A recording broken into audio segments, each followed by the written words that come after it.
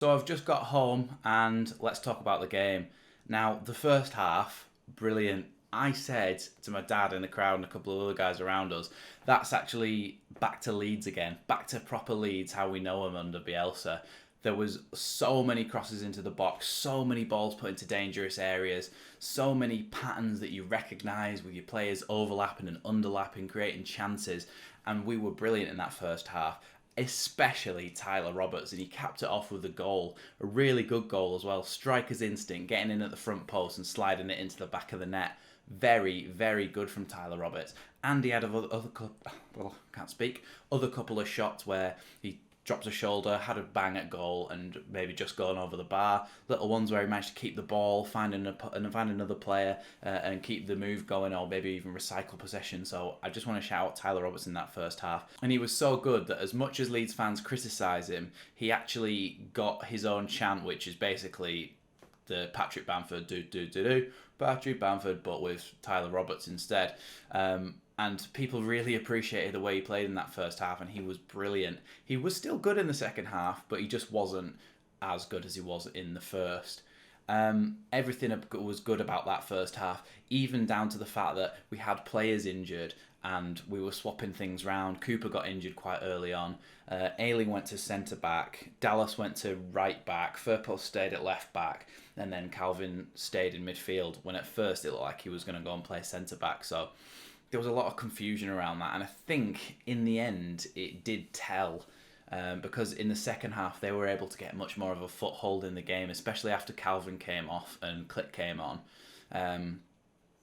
Harrison came on as well, did quite well. But their two goals were really disappointing to concede. The first one because it looked like it had gone out, and obviously we can only see in a split second. I haven't seen any replays yet, so I'm doing this match reaction almost blind, if you will. I've been to the game, but I've not seen any video footage or anything like that. So it looks as though the ball actually goes out of play and then comes back in again.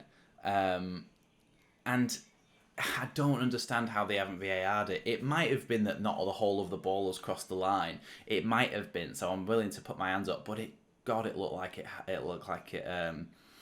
had gone out and then come back in again. I couldn't believe that the linesman hadn't given it, really. And then when you looked at it, it just looked like it had gone out. So I could be proved wrong, but it's very, very frustrating, especially. And I had a perfect view of it as well because we were pretty much in line with that touch line. As much as I was against Palace, actually, but just right at the back instead. I think I was in row Y. There is no row Z in the North Stand at Leeds. I don't know why. I was in Y.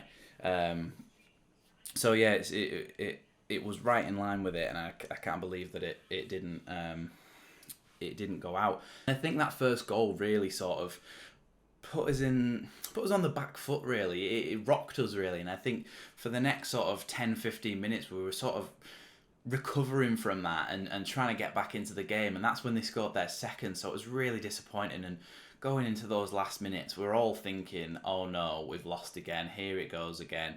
Patrick Bamford gets brought on in the 70th minute to the whole stadium giving him the Patrick Bamford. The whole stadium was doing it, and he came on.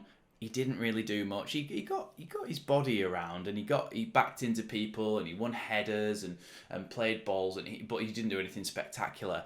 But then in the 93rd minute, 94th minute, I think, even later than the Rafinha penalty against Palace, he pops up at the back stick when Mellier's gone up for the corner. Last chance. And we whip it in the box. It goes back post and he scores it. Oh my God, pandemonium at Leeds. Elland Road went mental, and so did Patrick Bamford. He took his top off, swinging it around his head, ran down the touchline, everyone screaming.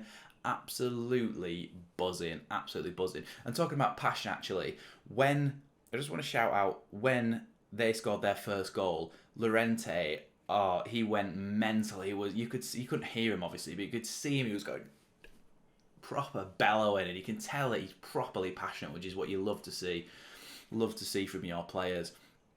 So yeah, it's another one of the, it's a positive because we got a point from it. I think we could have got the 3 points if we hadn't have had that period where we were just a bit rocked by them and they scored their goal. I didn't even notice really until I'd got home that Ivan Toney didn't play, and apparently he's out with COVID, which was a good thing for us really.